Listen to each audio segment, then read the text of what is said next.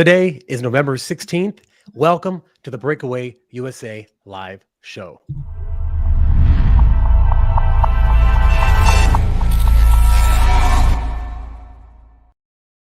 Welcome to the show, everyone. It's going to be a great episode. Of course, we have myself. Michael finally made it on the live. We have Entry and our special guest, David. Welcome, everybody. Let's Thanks go. for having me on. Appreciate it. Excited for it. It's going to be a great one. So let's get into it. I know we have quite a number of stories to get to. So, Gentry, you want to introduce a few of them? Yeah, so we're going to be going over the FCC ruling from yesterday, Apple's investigation over Jon Stewart's show being canceled, and then obviously we got to talk about the Ben and Candace feud that's happening on Twitter. Everybody's talking about that, but let's start with the FCC. If you could pull up that post that I did. Yeah. So it's essentially what the FCC ruled is they're going to hand over the reins of the internet to the Biden administration in the name of digital equity, which so I'm dead serious. This is amazing. So Brendan Carr, he's on the board of the FCC. He's on our side, and he says that this is a terrible, terrible idea. And my first take on it, which is exactly what I posted there, is that digital equity means they're going to censor white people. First and foremost, yeah. I mean, they're going to censor anybody they disagree with, right? It's white people's interesting way of putting it, but they're going to censor Brandon Tatum, Candace Owens, but yeah, interesting. Well, think about what that means. Equity, digital right? equity, that part. Because it's not equality, it's equity. So, for instance, are they going to put black creators above everyone else? Are they going to lower people who aren't, like, the browner your skin, the higher you are in the algorithm? That could mean anything. And I think that's why they put in this obtuse language to get people to not know what they mean. And then they can just enact whatever they want because they've already voted on it. So, but tactically, it doesn't mean that they're going to come in and control these social media accounts. What I think this actually means is they're going to be able to limit bandwidth to companies, to big tech companies, if they don't abide by whatever the Biden admin says. Right? The infinite ESG thing. Yeah, essentially. Kind so of. like the way that I see it playing out is they're going to go to Facebook and say, hey, we control 5G, we control the internet, and if you don't do exactly what we say, we're going to limit the bandwidth, which means less eyeballs because it's going to be laggy, and we all know where that goes. Essentially, they're going to say, censor everything or delete everybody that is going to talk against us. Yeah. That's crazy. Two funny things to me right off the bat is that, first of all, that digital equity part, there's the famous part where Bernie Sanders, he goes onto the Bill Maher show and he says, they ask him, what is equity? And he has no idea what is equity, yet they espouse it all the time, acting like, equality and equity is the same exact thing. And the other crazy thing to me, I can't say that it's really funny, is the fact that you got the federal government now trying to regulate speech. It's always so wild to me that a current administration, whether it's Democrat or Republican, even if Republicans were in power, like if this was a Trump administration, I'd say this is terrible, because you don't want any sort of government regulating your speech, especially the speech that you see on the internet, because then you'll get the same thing that we had in 2020 when they censored that Biden story, right? Because, that doesn't fit our narrative, especially before the elections and whatnot. So digital equity, I think you said it perfectly. It's just a way to kind of divert the attention from what they're actually doing. Like, what does this word actually mean? When they're literally throwing it in your face, like, yeah, the Biden administration can now go to social media companies like they did during the summers and say, hey, what you're saying, we don't like. So, hush it up. I think this is a way to get around what they got caught last time, which they're now in court, Missouri versus Biden, where they pressured social media companies into doing their bidding. If they can pass a law and say, well, it's not us, this is the law that the FCC passed, so therefore I'm sorry, but that has nothing to do with us. This is the law.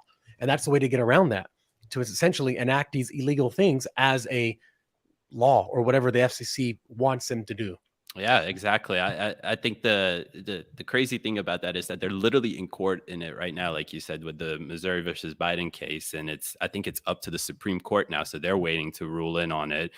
And then all of a sudden we get a ruling like this that, oh, they have all rights. Like that means that literally any administration. That means that when Obama was silencing reporters, journalists and stuff like that, that was legal. I mean, they can pull whatever reason now to justify like what we're doing. Government infringement on your rights is justifiable because of X, Y, and Z, whatever emergency order they want to put in place. It's crazy. So this seems to me like the US version of what's happening in Canada. There's Bill C-11 and Bill C-18, where they literally don't allow news to be seen on social media platforms under the auspices or the guise of promoting Canadian content. And that's how it's this digital equity thing is just as nebulous and vacuous of a statement, a term, which it means nothing. Like, so it gives them basically free reign to do whatever they want and redefine whatever digital equity means as they go. I want to ask you guys, what do you think are the consequences of when we see rulings like this happen? Or, this isn't really a ruling, but this is coming towards a ruling, essentially, where it seems like the Supreme Court now is forced to say, okay, well, the Biden administration is able to do this. This means they'll set a precedent forward that any administration is able to do this. Well, it's right in time for the election. That's for one. Perfect timing. So the unintended consequence of this is a civil war. I mean, if you play it out, that's what's going to happen. If you silence people enough and, we don't get our way and our public servants aren't serving us, then it's going to break into a civil war. Like, I don't see any way around it. Definitely. It's never good. It's definitely not a good thing when you look back in history, when you silence a certain, opinion, crowd, party, whatever it is. Yeah, I was talking about this before, is why is it that we have to now hope in the expectation that all these illegal and unconstitutional rulings are going to go up to the Supreme Court, and then finally we're going to have justification. Finally, the adults in the room are going to say, this is completely wrong. How could you do this? It shouldn't be that we should have to rely on the Supreme Court for everything. Because what if the Supreme Court wasn't conservative? What if it was liberal? I mean, think of what kind of a different world we would be living in. There has to be we have to hold our elected officials more accountable. And how exactly that is, I don't know the exact way that it should be done, but it has to be done. And I think transparency is probably the best way to do it. I completely agree. The interesting thing is that you were saying, like, imagine if it wasn't a conservative court. And I always think about that. Like, the founding fathers never wanted the court, especially the court, to be politicized. Yet, and it's not the fault of conservatives. If you look at the history of it, the Democrats aligned literally a political nuke at the court when Reagan nominated somebody that they didn't like. That would turn the court a little bit more conservative for the first time in like 20 years or so. And you're talking about Clarence Thomas? Not Clarence Thomas, actually. It was Bork. I forgot his first name, but Bork, literally the word that they now say, oh, you got Bork, came out from this because they put up a nominee, Bork, to be the Supreme Court justice, to replace the justice that was stepping down, and it was Reagan that nominated him. And one of the Kennedys, that was the senator at the time, said, you know what, this is a perfect time to launch literally a political nuke at the Supreme Court and politicize the whole thing. So they rallied a bunch of people across the entire nation. This was the first time that you saw like this mobilization of activists, and they aimed them at the Supreme Court, saying Bork is this, Bork is that, and he totally collapsed in the hearing nominees because he fell for all the narratives and whatnot. And that was the first time in history that Congress Senate rejected a Supreme Court nominee. And it was purely on a basis of politicization. So that kind of started the whole process of what we see with the Supreme Court now, with huge amounts of politicization. And the founding fathers never really intended for that. They said, this is the last place where we want politics to be infused. These people should be, appointed by the president, confirmed by the senators, give them the seat, yada, yada, yada, and so on. So it's crazy. There's a lot of things they never intended for that were. That's exactly what I was thinking when he was talking. Yep. But so you're right, though. That tactic has been used for Clarence Thomas with Anita Hill, which is a complete joke and fabrication with Brett Kavanaugh, where they had this woman who she was a sociopath. I don't know, but they completely used her. What was her name? Doesn't matter what her name is. But so they use these tactics that is beyond. It's breaking the rules, the unwritten rules of how we function. But it's this mobilization of a grassroots, an artificial grassroots movement, right? Because they're doing these community organizing things. It's the rules for radicals, to George Soros. It's all, but it's subversive, and it's really damaging to civilization, to Western civilization, because it's not reflective of how a free society should function. This actually, sorry, when you talk about civil war, this reminds me of what I wanted to talk about. Maybe we'll talk about it later, but so it's the Anti-Federalist, it's Brutus talking about standing armies, and all of the founding fathers. One of the major threats that they saw to liberty and to the republic was a standing army. And this is well documented. They all wrote about this. And Brutus tended, so the Anti-Federalists were basically against, they were the opposing side of the ratification of the Constitution, the new Constitution, making the Union a federation and not a confederation. But we can get into it at some point. But another point is, if there wasn't a civil war in 2020, after we understood that what happened, something's got to happen. I don't know if civil war is the answer, but if I was in a civil war, I'd want you guys with me. I think you guys would all do very well. Yeah, it's a good compliment right there. Yeah. So is it inevitable? The next topic that we want to talk about, and Fabian, you can introduce this, is Apple being investigated over Jon Stewart's show being canceled. Yeah, so apparently Jon Stewart's show got canceled right out of the blue, and they said it was creative differences, that's a catch-all term, something like internet equity or whatever that FCC crap Digital is. equity, yeah. Digital equity. And now Congress is investigating to see exactly what happened, because what Congress is saying is that he was developing a lot of anti-CCP programming and anti-President Xi programming, and we all know who runs Apple at the helm, and it's not Tim Cook. So they are doing some investigations to see exactly why, because they don't want a foreign country dictating what is able to be put on our TVs and for entertainment value, because this is censorship. So I guess the U.S. government wants to be the only one that can censor us and not China. Good point. But I would love to hear you guys' thoughts on this. Well, go ahead. No, I was going to say, Congress censoring us is the same thing as China censoring us, because majority of these people are being lobbied by agents of the CCP. So it's pretty much the same thing. They're censoring us, China's censoring us. It's all the same thing. But yeah, that's how I was going to note. It reminds me of the NBA. Like, so you have all these NBA stars that can't comment on the Uyghurs in China, right? They rely a lot on their audience there, and China has just this weapon to basically say, we can cut you off. And maybe that's a similar thing that's going to happen with this FCC thing, that they can just say, if you don't align with what is the accepted narrative, what the Ministry of Truth deems to be true, then you're cut off. What's really funny about your comment about the audience in China is that there's probably some kids that are watching the NBA and be like, I made that shoe. but I'll be honest. I didn't know Jon Stewart had a show on Apple until this news broke. So it must not have been very popular. They might not. No, it was actually. It was popular. Yeah, he actually he's done a lot of good, Jon Stewart, since he got off the Daily Show. He's been fighting really hard for veterans. He was one of the main people that started talking about the burn pits in Afghanistan that caused massive health problems with many deaths. I don't know what the exact terminology of what they got, but they were literally putting all of the tires, all of the trash, and just burning them in these massive pits. And all of these chemicals were being released into the air, infecting everybody.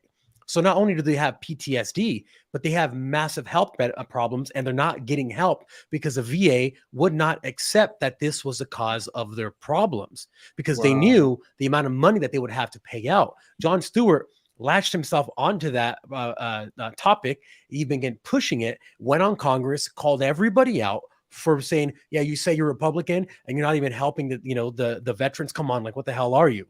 And he was in everyone's, we all know the way he speaks, but he's done a lot of good for veterans, more so than a lot of congressmen that I can think in any near time. But yeah, that was his show.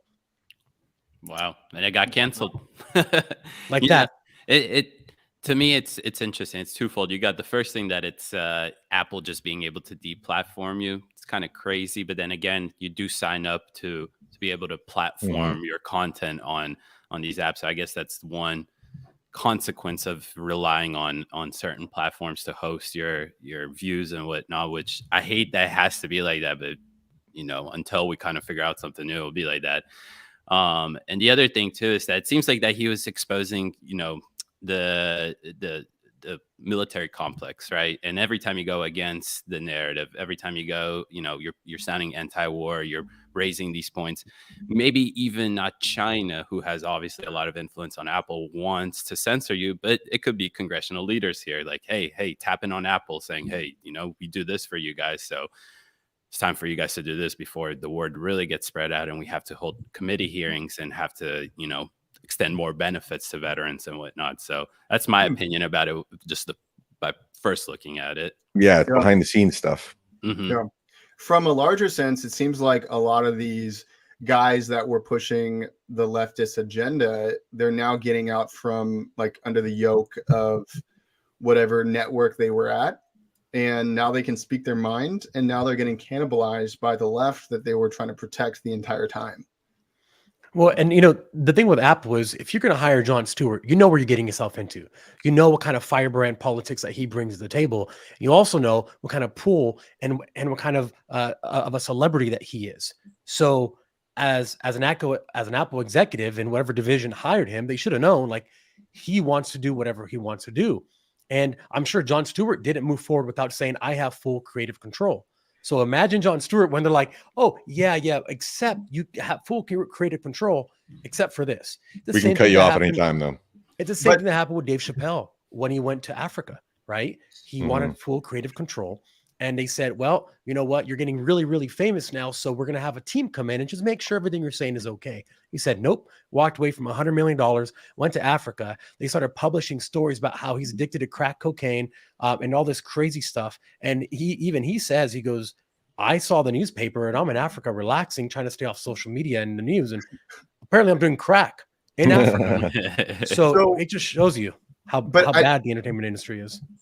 I don't think these people know, though, like a Jon Stewart or I'm blanking on, but I don't think Jon Stewart knew what he was getting into, to be honest. Like, I think he was like, oh, I'm Jon Stewart, I'm, bulletproof, maybe he had creative rights, but they're starting to understand the censorship. Like, so do you guys know Barstool? Oh yeah. KFC Radio was talking about Joe Rogan's contract, and he was saying, like, what if he goes back to YouTube? And everyone in the comments was like, you don't get it. Like, he's not going to go back to YouTube. They're going to censor him, because since he's been to Spotify, which has been a great deal for him, they haven't really censored him at all. Well, they did to a certain extent. I think during the COVID thing, they went back and deleted some episodes, so there was a limited amount. But my point is, these guys who are huge in media, who aren't pushing the boundaries or are within like the leftist boundaries, don't understand how bad censorship is. They just don't get it. Yeah, no, but exactly. They're starting to. They're definitely starting to. That's a good point, actually, is that until you start to push that fine line that you have, you don't realize how hard censorship is and how frustrating it is, because you have certain content that you want to get out. You want to say certain things. You want to expose certain things. You're like, why don't more people know about this and take more initiatives on certain things? And you realize, because if you can censor all this stuff, nobody's going to continue to put it out. Nobody's going to see it and stuff like that. So Mhm. crazy. There's a lot of things happening with the blockchain and streaming video sites. So there's quite a number of them. Some have even released tokens associated with their their ecosystem. But essentially, it's a free speech platform. So just think of YouTube, but on the blockchain. And there's some incredible things coming down the pipeline, which I don't know how they're going to be able to stop something like that unless they turn off the entire internet, because that's the only way that you can stop blockchain is by turning off the entire internet. So there is some hope for the future. I know we have things like X and Rumble, who are free speech platforms, and I think once they're able to become integrated with whatever future technology is being developed right now, it's going to give us a massive head up, because then no one could stop you from doing anything that you want. There is hope for sure. And there's other ones like Odyssey and BitChute. Odyssey's ODYSEE and BitChute, and they're also free speech platforms. I sent you guys something called Nostr notes on, I don't know. But so that is what you're talking about. It's like a blockchain form. What's it called? What's it called when it's open? Like an open source video streaming platform. But it's video streaming and social media, and you can customize it to whatever. Well, the beautiful thing is that once it's on the blockchain, no one can remove it. No one can ever remove whatever video is on the blockchain. So sure, they can censor like specific people maybe, but they can't remove the information from the internet. And I think that's the important thing about it. Quick question, actually. So in Canada, we have like a number of internet service providers that basically have monopolies on the internet. We have something called Bell, we have Rogers, Telus, Videotron, stuff like that. But so how does it work in the States? Is it all privatized? Who are the internet service providers?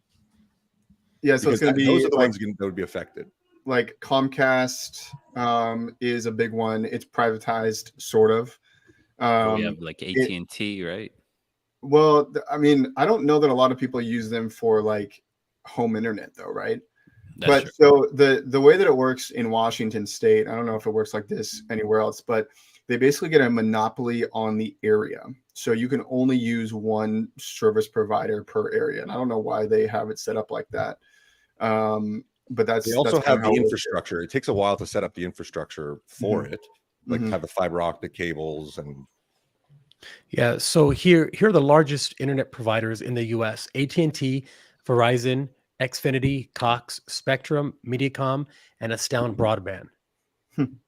So those are the ones that would be affected by this, right? They can go to AT&T and say, you got to cut off service. I don't know exactly how that would work, but this FCC thing is very open-ended, and it seems like they will be given essentially infinite reign to do whatever they want, to negotiate with them and whatnot. I don't know exactly what's going to happen, but we'll see. We'll find out soon. Well, I mean, we already saw what happened since the ruling a few years ago, where the FCC voted to allow cable companies to essentially make the internet and streaming service back into cable.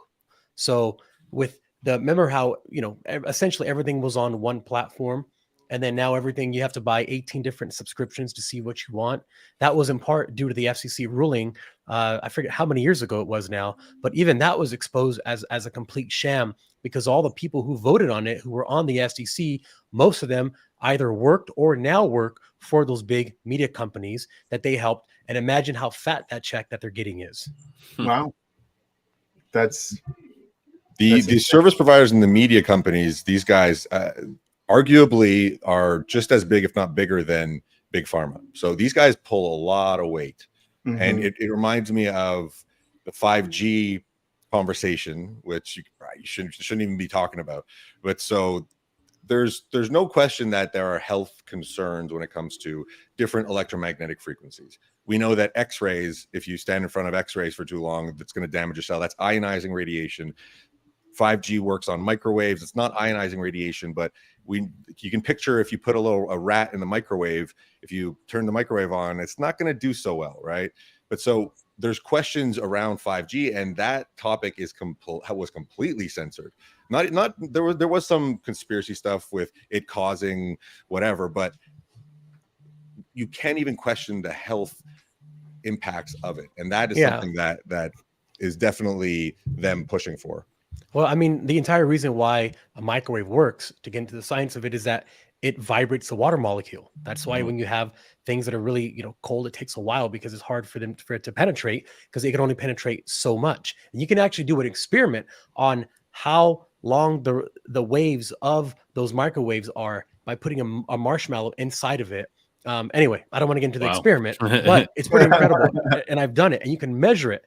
And then the way that you measure the actual wave is you take the voltage of the microwave and divide it by whatever.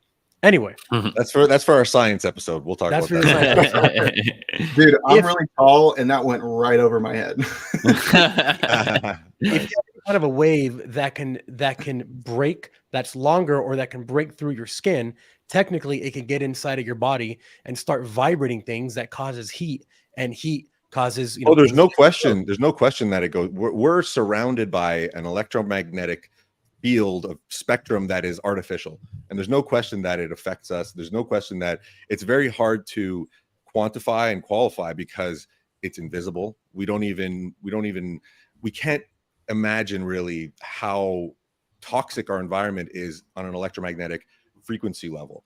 It's really, and I think that there's a lot of diseases that we don't really know that are caused by these electromagnetic frequencies. There's a book called The Invisible Rainbow, and he goes through the history of the electrification of the world. All right, for the science episode next. What's the next topic? I wanted no. I there was something I just looked up because I wanted to get the name of it right. But different frequencies have different effects on the body. There's a machine called the Rife machine. I don't know if you guys have heard about this, but it can cure a lot of diseases depending on the frequency that is getting pushed through your body. So a lot of this, like 5G and Wi-Fi and Bluetooth and all this kind of stuff, it's bad, right? But there's a whole bunch, like a whole slew of health options, like even having more antioxidants, or even going with this Rife machine and getting the frequency the right way so that you can actually heal your body of XYZ. Yeah, one of my good friends, his dad is actually a very very esteemed psychotherapist, and he has this machine where they do sound frequency vibrations, and he's invited me over to go and try it out.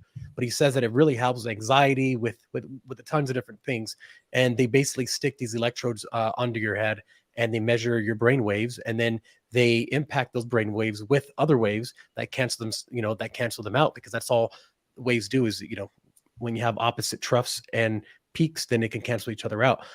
Quickly though, I did want to just show you guys this right here, because maybe you guys thought I was crazy with the marshmallow thing, but you basically put marshmallows inside of a microwave and you turn it on, and then you measure the burns between the marshmallows, and that is how long yes. the wave is. Makes Where sense. they are, yeah. Gotcha. Oh, that's cool. Because it goes through. That's yeah. Exactly. Interesting. Okay. All right. What else we got, boys? So Daily Wire is Yes. under a lot of, well, Scrutiny, Actually- I would call it. scrutiny. Yeah. Well, they're under the microscope right now. I don't know what the heck's going on. This is some sibling fighting. I thought Ben Shapiro and Candace were cool, but So They are. let- You know how they are. They like Yeah. to disagree. yeah, for sure. well, let's watch the video and then pull up Yeah. some tweets, and then we can dissect it, because the Yeah. video is And just to give people some context, Ben Shapiro clearly is Jewish, if you didn't know, and he's been really, really, really on about this. Clearly the issue happening in Palestine and Israel. Candace Owens has been she's taken a side of being a peacemaker, of quoting, the Bible a lot about peace and things like that. So Ben Shapiro, I think he wasn't hot mic because it wasn't a mic, but I think he didn't think that he was being recorded at a private event, said some things about Candace Owens, which then made it, of course, to Twitter, X. And she was on Tucker Carlson last night, and he asked her about exactly what happened. So we're going to watch this video so we can kind of get some concept. 1 second. All right. And then the question was about Candace Owens. I think Can you guys hear that? during this Yep. Without a doubt, I think it's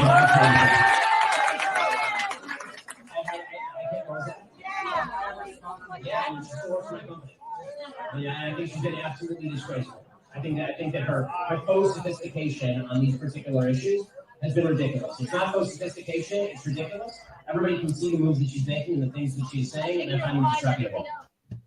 So maybe there's a point in the video where he explains what exactly you did wrong, how you were wrong. I haven't seen it. But to call somebody, quote, absolutely disgraceful, particularly a coworker, seems like a pretty big step. And I really don't know the background here. What is that about? You know, there isn't much of a background. I saw the video when everybody else saw it when I woke up. No one warned you about it. Nobody warned me about it. It looks like maybe he didn't know he was being recorded. It looks like Yes. it was some sort of a private event. I got no clarity on the issue that he was particularly speaking on. And in what was said, I can't respond to it beyond what he's saying because it's just ad hominem attacks. I don't know. Yeah, because it's not, we specifically- disagree, or Yeah. I don't think she's correct, or maybe she doesn't know what she's talking about. It's absolutely disgraceful. Yeah, exactly. And so I can't respond to it on a level of intellect because there's nothing that he has expressed in that, at least in that short clip, that he fundamentally disagrees with in terms of what I said. But I will say that I'm not going to respond with the same ad hominem attacks. Yes. I don't think it helps further discussion. And if that was me that was caught on a video saying that about colleagues that I work with, I would be embarrassed. So I think that the video speaks more to Ben's character than it speaks to mine. Has he texted you to apologize or explain or anything? No, nothing. I haven't heard a single word. It just was sort of something that he said. And you know what? Ben and I have many disagreements, so I don't think that that's particularly something that's interesting. We disagreed on the COVID vaccine. We disagree on Ukraine and Russia. He has taken virtually every stance that has been the opposite of mine on every issue over the last 5 years. So I don't think that that's On the particularly COVID remarkable. vaccine. Really, I didn't remember that. Yeah, he was pro the COVID vaccine. I was anti the vaccine. You know, we were all idiots for not getting the vaccine. So that's totally fine. I am totally open to people having a difference in opinion. Right. I would hope that amongst colleagues that it would always be civil disagreement. And I would never in a private event stand on a table and talk badly about Ben. It's I just would a little say- weird. It's a little weird. So he was on the left on those three biggest issues of our time, is what you're saying? He has converted his opinions. He's accepted responsibility. He said, I was wrong about the vaccine. Oh, good. Good for him. He is, obviously pro pharma. His mom's a doctor. And I say to people, I'm very aware of my perspectives on big pharma, and I talk about. All right. So I think that gives us enough of a context. So yeah, I mean, essentially they just have differing opinions on this issue. And I mean, I get it. Ben Shapiro, he's invested in it. He's Jewish. He has a lot of family there. So it makes sense that he is very, passionate about this issue. Now, did that passion spill over into some kind of professionalism that he, didn't handle the right way? I think that you don't say that about your friends and colleagues, especially in front of people, especially knowing that there can be a camera anywhere. The way she's handling it, I feel like there's a little bit of shade being thrown, but she's doing it in a very kind of not haughty way, but in a very good way. Yeah, I think that's his. Go ahead. No, go ahead. I think that's his only mistake is doing it in public, because he can think that behind the scenes and have a conversation with her. And you know what? We might agree actually with him to a certain extent. I actually don't know what Candace Owens has been saying about this. I guess she's been calling for a ceasefire. I don't know what her rhetoric has been like. So it's not a commentary on his opinion about it, but the way he went about it and did it in a public event, and it's somebody you work with, it's somebody that you're on the same side to a certain extent with, but it seems like they've had disagreements before, clearly from the way she described it. Yeah, no, definitely. I did see a couple clips. I saw a clip like a week ago go pretty viral. It was like a 20-30 second clip of where Candace has somebody on her show, and she's like, referencing something about Israel while asking the question. And she says that when she was in Jerusalem inside the old city, she saw how there was like the Muslim quartile, there's the Armenian quartile. And she thought, maybe she was under the impression that means that like only Muslims are allowed to be here. She referenced that the same thing as segregation, like how her grandfather lived under segregation in the South. But in reality, if you've been to the old city, you understand that that's just referencing like the community area, just like we have Jewish community in Brooklyn, Chinatown, all this different stuff. It doesn't mean that you can only live here. So that was one thing that went. And then the second, 2 and 3 was that she referenced that Israel is committing genocide. And another thing was that she was calling for ceasefire. So I'm not, and from what I know is that Candace Owens is a big PragerU personality. She's very close with Dennis Prager. She went to the Jerusalem embassy when it was moved from Tel Aviv to Jerusalem. So she flew all the way to Israel. She sat through that. A bunch of Democrat congressional leaders didn't even go for that because obviously Trump is the one that moved the embassy from Tel Aviv to Jerusalem. They boycotted that like crazy. But so it's really confusing to me. And I agree with you guys that you probably shouldn't be saying that publicly, especially about a coworker, because that can stir some things up.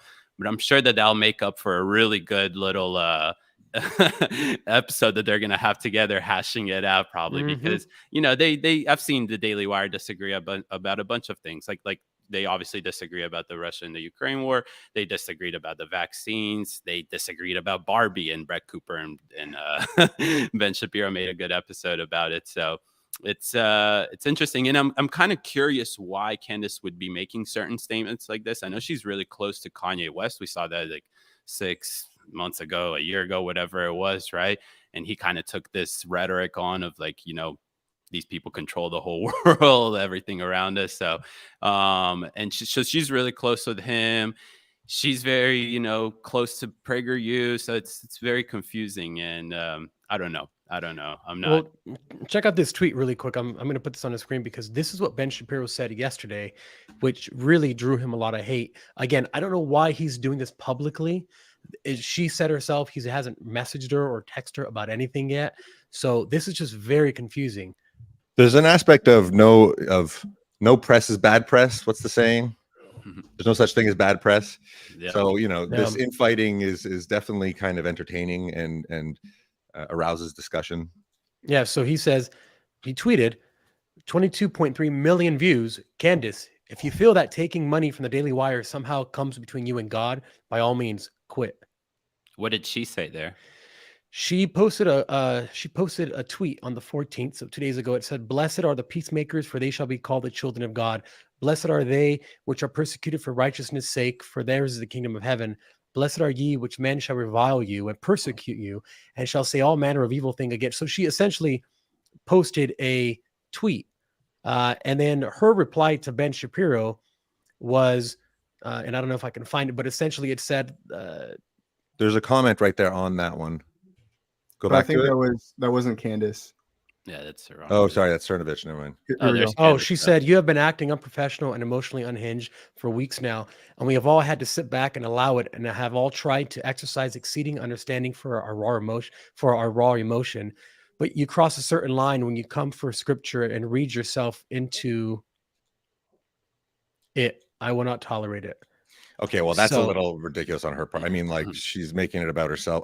It is about her, but the whole thing seems a little immature from both sides. So I don't know. We'll see where it goes. But so on the points that he's talking about, I think that he should have broken down her points and said why it's wrong. Because the first point that you mentioned about the segregation is completely wrong. Israel is the place where Arabs or Muslims in the Middle East are the freest, right? Arabs and Muslims in Israel, women actually have equal rights. Gays have equal rights. Any other country in the Middle East, the predominantly Muslim countries don't. So the second one, in terms of genocide, it's ridiculous language. They're at war. You wouldn't say that when the U.S. went after ISIS that they were committing a genocide. And it doesn't even fit the actual terms of like the definition of what genocide is. It's nonsense. It's targeting literally certain groups because of their religion or ethnicity and trying to wipe them off the face of the earth. It's actually the opposite, that Hamas is trying to commit genocide. Right. I heard this the other day. If Israel really wanted to commit genocide, ethnically cleanse them, they could in a single day. But who wants to and can't? It's the other crowd. Yeah. So if they could, they would. Yeah, exactly. And we saw that. You saw October 7th. If they could, they would. And that, just like their spokesman came out and said, we will try and have an October 7th as many times as possible. We will try to do it every single day. And we have to understand what the difference is, right? They explicitly, there's a reason they're called a terrorist organization. Terrorist organizations explicitly target civilians. They didn't go after the military. They explicitly target civilians, and they take hostages, they rape and pillage, they maim, they murder. Israel, yes, the attack now, the assault is a lot, and there is something to be said about it actually being in their best interest to have a ceasefire, because this is another discussion, but there is something to be said about the opinion of the world, right? And when you have the propaganda machine going against you, saying you're committing genocide, and then you have somebody who's a conservative who is very close to Dennis Prager, who is a friend of Jews, who is saying that they're committing genocide, there's, there is something to be said for them to maybe use this as ammo and say, okay, look, we're going to have a ceasefire, but this is so that we can have negotiations with the rest of the countries around, so that we can get rid of Hamas. So the goal to get rid of Hamas is completely legitimate, right? Yeah. They're a terrorist organization. They need to go. It's absurd. The way they're going about it, it's inevitable that there's going to be civilian casualties. It's inevitable that there's civilian casualties in war. Hamas actually tries to maximize civilian casualties by using their own people as human shields, which is insanity. But so the narrative, they need to try to control the narrative. I think that there is a bit of an emotional response and a vindictive response that might not be serving their best interest. So that's a whole nother discussion. But this again, going back to this Candace Owen, Ben Shapiro thing, it's a little confusing. So the way that I think about it is, I've just been watching Ben over the last few years be very wrong about a lot of topics. I don't think he's wrong about Israel right now, but the way that he's going about it just seems unbelievably unhinged, right? Like I agree with Candace on that. And Ben is not the CEO of the Daily Wire anymore. He is a founder, so he'll always be around, he'll always be involved, but right now he's just a personality. What I'm reading into is the comments and what people are saying, and he 1000% went about this the exact wrong way. And because of the fact that he's been wrong about a lot of topics, and like the way that he's treating this Israel-Hamas conflict, I think he's done. I think we're going to start to see the decline of Ben Shapiro, and it's kind of going to be sad in a lot of ways. I don't agree. I don't think that's. I think they're going to come out of this actually stronger and better. But that's it's an opinion. This is what right? the left It's hard to wants, know what's gonna guys. happen. Exactly what's happening right now is what this is the whole reason why this conflict is happening, to divide people along whatever imaginary lines that you want to create in the next 24-hour news cycle. They want to the same BLM people and the organizations that are pushing this agenda are trying to divide America along this line. That's why they make it such a big issue, and not, as I said before, the 2 million plus Uyghurs that are being subjected to inhumane conditions, living in an open air prison, can't procreate with each other, are being gang raped, are essentially scanned every time they walk out the door. But there is no incendiary language from the left against China for this. They just rolled out the red carpet with the Employee of the Month, Gavin Newsom, yesterday. So clearly we know this is not about Israel-Palestine. This is about something much bigger. And so if the goal is to break down the culture, Western culture, how else better to do that than to break apart the support that the people in the U.S. have for Israel? That gets rid of a massive part of that hierarchy, that white colonizing structure type thing that they want to get rid of. So the other way that I think about it is, like, Ben and Candace are personalities at the Daily Wire. One of they're a media company. So one of the big things that they do, like, they want to get clicks, they want to get attention, they want to get all this stuff. I don't think it was staged or planned. But like, my thought is, like, Ben isn't always right. And so, like, why would nobody's always right. Right. So why would he have the hubris to call someone out and essentially try to, in a lot of ways, he's trying to silence Candace by saying, hey, go quit. Right. Like, if I was running a media company, I would love it if someone would disagree with me, because then we can have a conversation about it, and then we get more views and more clicks and more thoughts out there. I don't think that the solution to a lot of these issues is less speech. I think it's actually more, and coming to an understanding, and not necessarily an understanding that means that you agree, but an understanding is like, okay, I see where you're coming from with this thing, and we can agree to disagree. Yeah, no, that makes sense. Go ahead. I'll save it up. Just, there's a bit of a different issue because it's very close to home for him, right? His people were just slaughtered. So I'd like to, I'll let you talk for a second, but I actually, after the fact, I'd like to actually ask you what exactly Ben, because I've seen some of his speaks at the Oxford Union and whatnot, and I haven't seen him like what you're saying in terms of him being unhinged. Maybe I haven't seen exactly what he's saying that is. But sorry, David, go ahead. No, that was going to be my question, actually, is to see what do you think that that he's unhinged on. Well, one thing that What Candace is did the say wrong in that take? Tucker interview is that she's very good at kind of like sneaking in punches in a nice way. So she says, well, we haven't seen Ben in weeks because he lives in Florida and we're all in Nashville. So the team, Michael knows, Matt Walsh, her, she goes, we meet and we talk every day and we're on the best terms. Ben is not in the studio. So we haven't seen him in weeks. So but he's also been traveling. He's been going to UK she did that specifically to, of course, give that image of we're not sure what he's doing. He's out there. He's unhinged. I get it. It's optics. But hey, guys, maybe be both adults and just call each other, right? Mhm. Like, why go on Tucker and talk? Talk. Oh, have a on him, conversation. You know Tucker. how many views it would get now? Yeah. You're right, Gentry. Them having a conversation now would kind of break the conservative internet. It would. I think it would be the best thing that they could do. It could clarify a lot of things up, and it would just show you the reality of it. Is that even though they're conservatives, we have a difference of opinions. You see that on almost every single issue that there is. You have more moderate, you have a little bit more, extreme. What I don't really want to use the word extreme, but that was the first thing that popped into my head. Right. But like you have that, and it all falls in the same spectrum. Look at the left, right? You have the more sane Democrats, right? I call it like the Bill Maher, the classic Democrats, classic, Joe Manchin, liberals, right? Joe Manchin, exactly. These people, like, they reject the far left just as much as we have here on our right side, and not really a far right versus a center kind of view. It's just that we have a wide spectrum of views about it. You have conservatives who support Ukraine, and you have a lot that reject every bit of it, of funding Ukraine, and some even go to the extent of supporting Russia in this, right? And you have the same thing on it happening right now. I see this almost every single day, is that people who are proclaimed conservatives are supporting Palestine, and not in a sense of a ceasefire or something like this, but justifying everything that it comes down to Palestine. And it's weird. It's actually, to me, it's so funny because it's this, they kind of hold hands with BLM there. Essentially, is that they both have a Marxist ideology there, that we have to decolonize. Look at these, white people, and for Israel, it's look at these Jewish people. They're colonizing everything. We must, stand for the people that are being oppressed and whatnot. It's funny how that rolls around.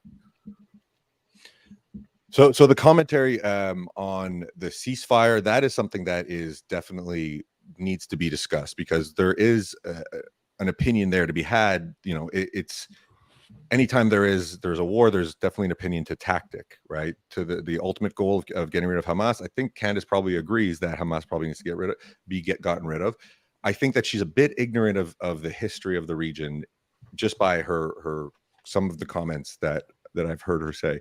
But so that's a different story. But sorry, Gentry, is there something that sticks out to you of Ben Shapiro, of how he's going about this?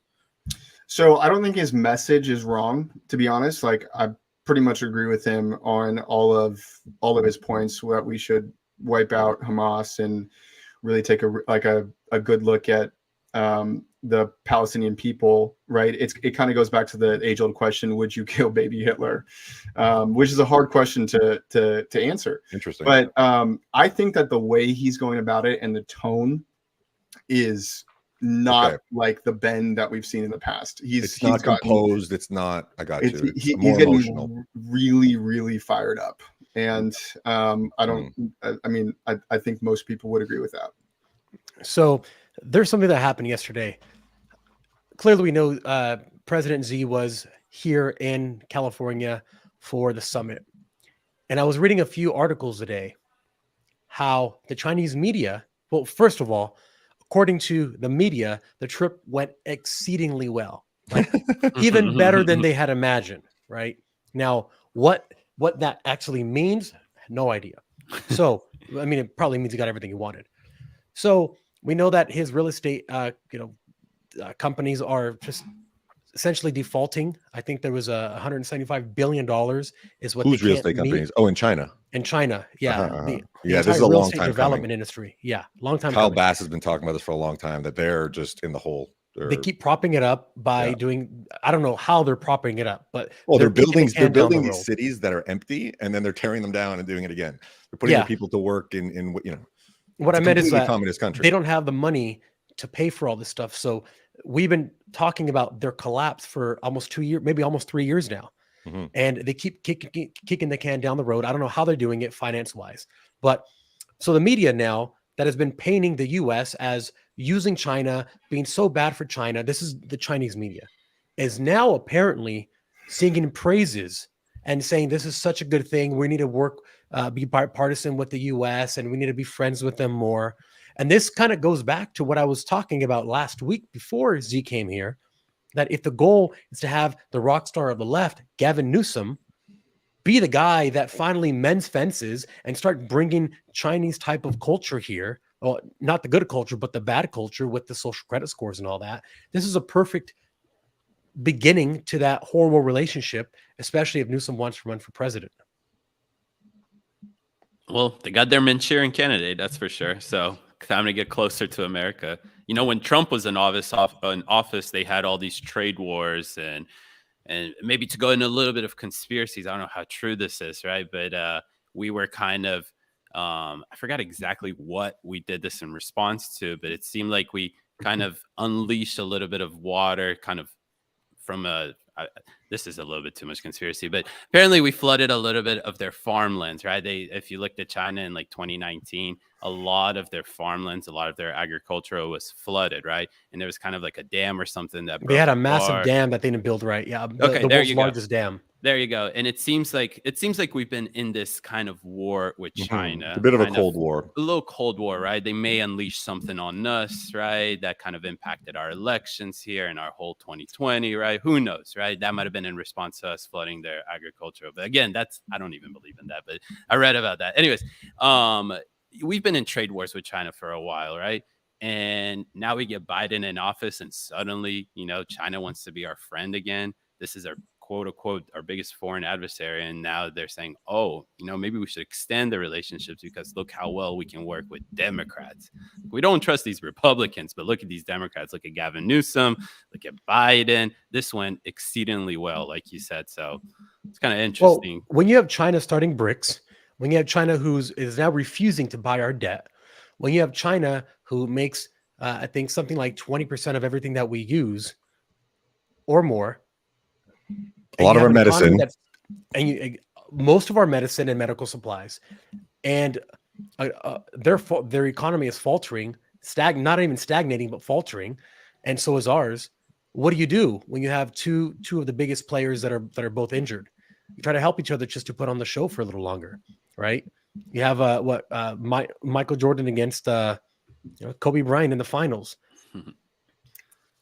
Interesting. Yeah, no, to me, it's wild to see. Okay, Gavin Newsom is hosting Xi Jinping, you know, the chairman of the Communist Chinese Party. What is he doing hosting him? I mean, I understand that this was a part of a larger event, APEC. You know, Biden was there and whatnot. Other world leaders were.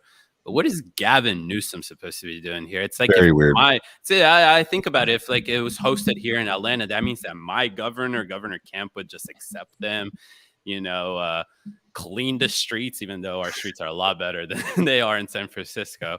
Although Atlanta is pretty bad, but seriously, it's a little confusing. And the more I think about it, just suggests more and more that most likely Biden is not going to be the candidate in 2024. It's going to be one of these alternatives, and they're just prepping them up, doing more and more just in case, just whenever they're ready to throw Biden under the bus, they're going to pull him out. And these events just, legitimize these claims. Yeah, and make it look presidential. So when he runs, he has foreign policy experience, right? Because he's been to China and he's met with Xi and he's done all these things that he can say he did, and no one really knows if he did them or not. Probably not, but he can say that now, and you can't. So now his foreign policy experience has just gotten that much better. Now, what else can you attack him with in a debate? Because I'm sure whatever that is, he's going to do that next, right? Everyone just worked for the election. He cleaned up San Francisco for Xi. I wouldn't be surprised if now he said, you know what, things are going so well, let's leave up these fences. Because we saw how many fences there were. Now, what do you do as a citizen? Do you allow these fences to be? This up is in your San city? Francisco, right? Yes. These 15-minute cities like China has. Do you leave those fences up because they're working? I want to And at see that where they point- displaced all these people. That's what I'm curious of. You know, there's what 50,000 homeless people in tent cities. What did they do?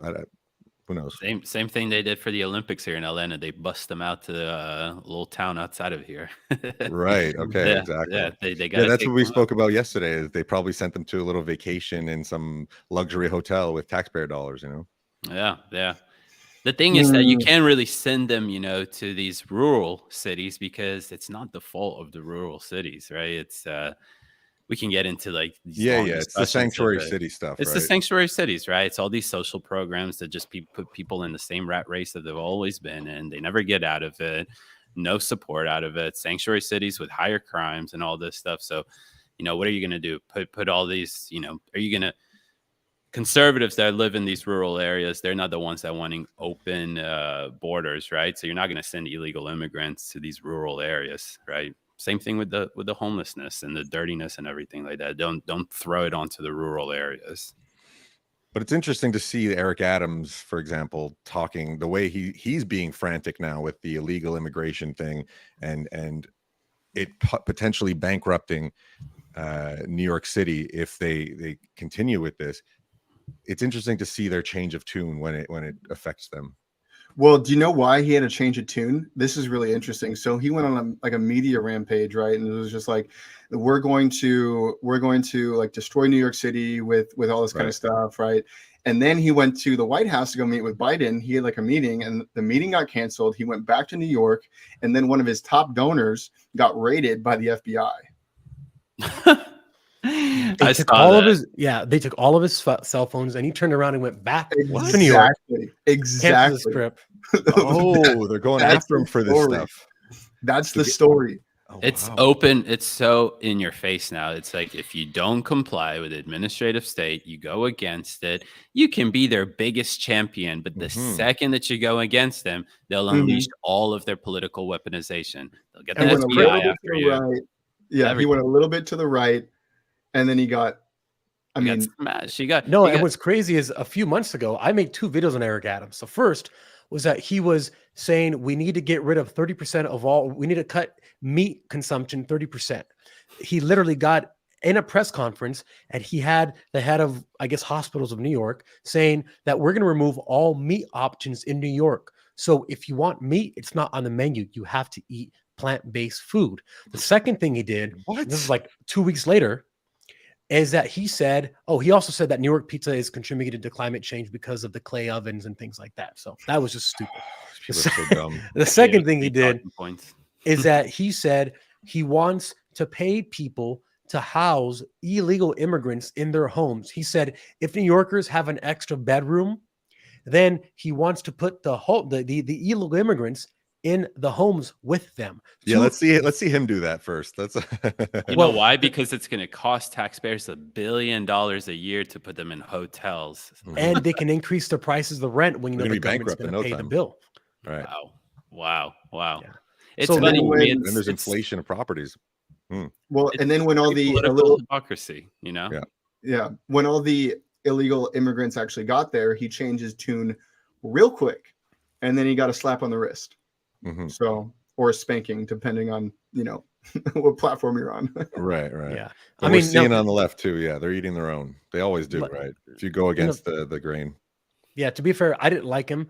Andrew Yang I know, clearly of course not. ran against Eric Adams.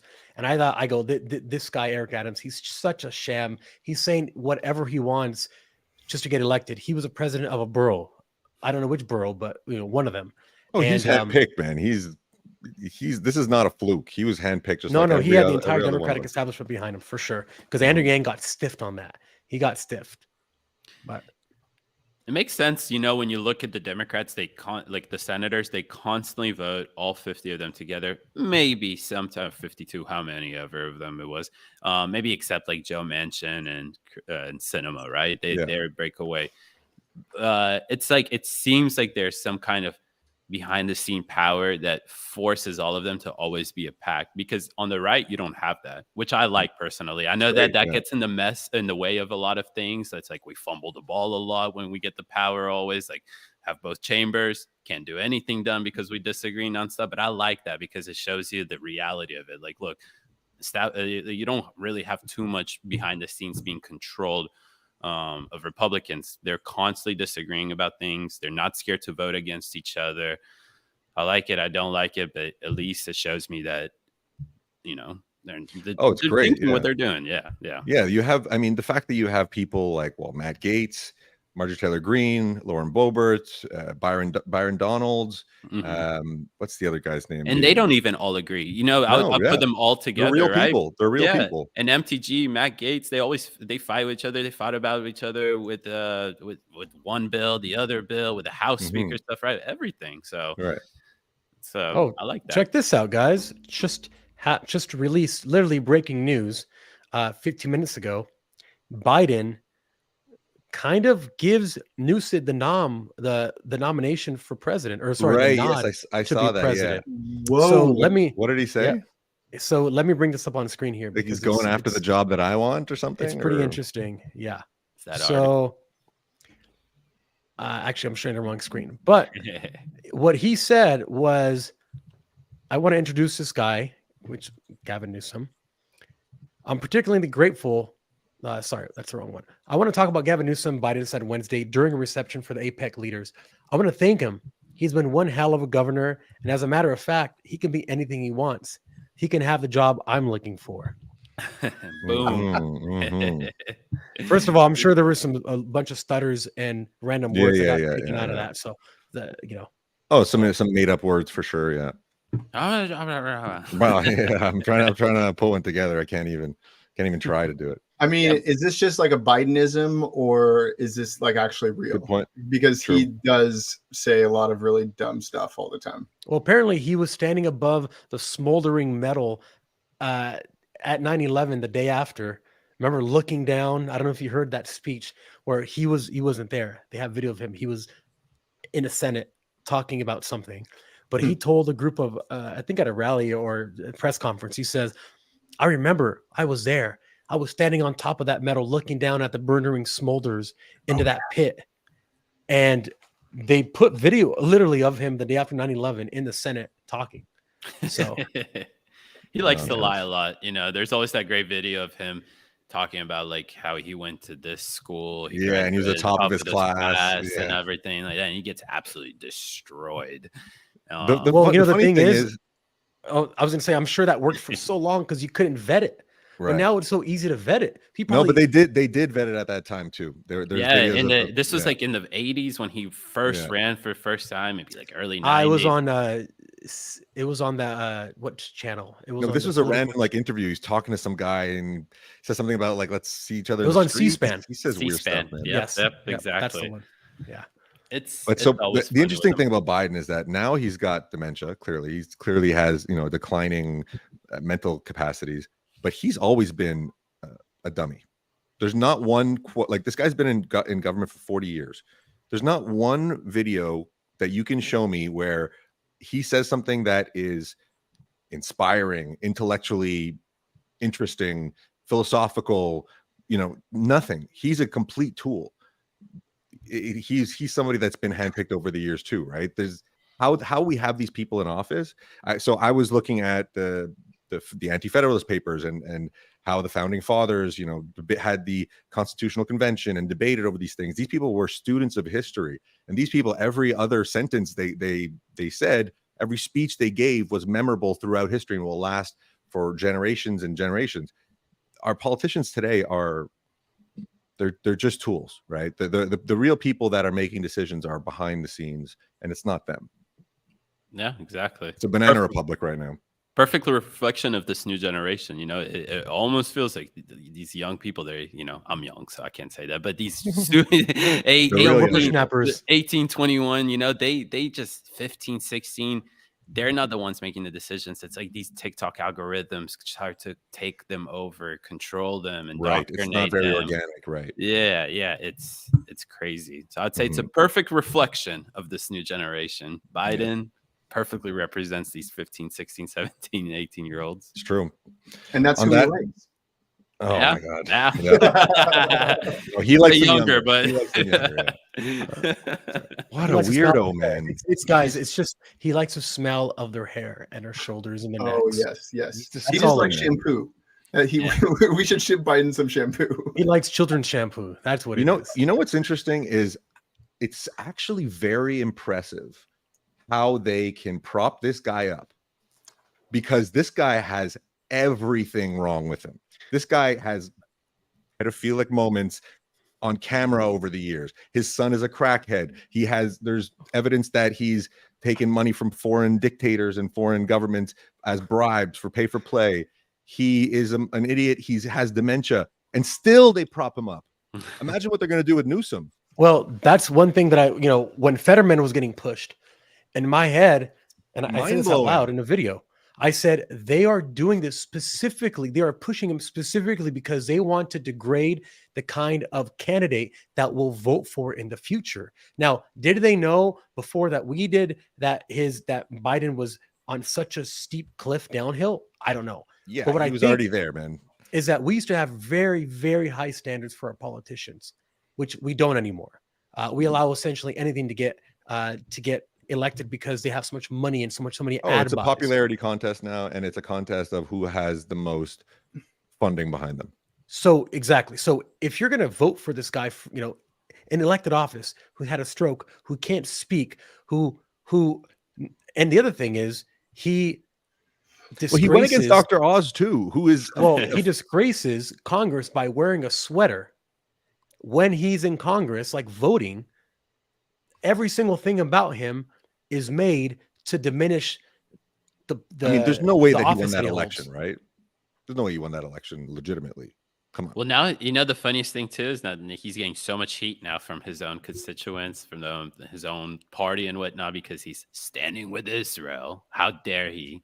Must stand with Really? the freedom fighters. Yeah. But there's a lot of Oh, people on the there's left that are there's a lot of people on the left, like CNN is very pro-Israel. Oh no, they're fine with it. And if we really want to get It's into the it, base. It's the base. it's the base, right? And here's the funny thing about it. First time I'm seeing a lot of people on the right, I understand them. They're like, CNN is supporting this. Why am I supposed to be interesting. supporting? This is the first time in since I've been alive that I've ever seen CNN, MSNBC, all these left legacy medias supporting Israel. Usually the headline you wake up the next morning would be Israel sends 500 missiles at Gaza. Right. What you're the right, hell you're right. happened before that, right? And it's like that for 15, 20 years. So, Mhm. I just don't think that they can really do anything after October 7th. Like there's no justification, no getting around that and stuff like that. But Mhm. yeah, Yeah, he's getting a lot of heat from his own people now. It's funny. Mhm. So my Congresswoman Kim Schreier Mm. from the 8th in Washington State, I actually agree with her on Israel. She came out with a really, really good statement. I was like, oh, geez, I'm Oh, and she's a Dem. she's a huge Democrat. So I was really stoked that she came out and said that. But Think about this, the universities who have supported all the wokeness and have supported every single talking point of white supremacy, white suppressing, whites colonizing everything, like talking about us here in the United States, are now pulling their money out because they understand their own rhetoric is pushing this ideology that now supports the complete eradication of Israel, complete eradication of them as Jews and stuff like that. So it's a lot of this Very interesting time. Yeah. very interesting time, and I'm not going to be surprised if you'll see a lot of Democrats start to flip up to be Republicans or completely denounce Democrats and whatnot because of this one single issue. It's like a waking up moment. Yeah, you eat your own enough, and eventually the kids will leave the house, and that's essentially what we're looking at now. Guys, I want to thank you for an incredible episode. I want to thank David for being our special guest here, the first time, but not the last time. And if you're watching us on any other platforms that we're streaming on, we want to thank you for making it this far. Be sure to add us on our socials and also sign up for the New Guards newsletter. You can get it at on the website or at our feed link. It's breakawayusa.co/newsletter. We're going to start releasing a once a week roundup of all the most important stories and breaking down those stories into what you need to know and how to fight against the degradation of culture. So from everyone here at Breakaway USA, we want to wish you a happy day and we'll see you later. Yes, sir. Take care, Thank folks.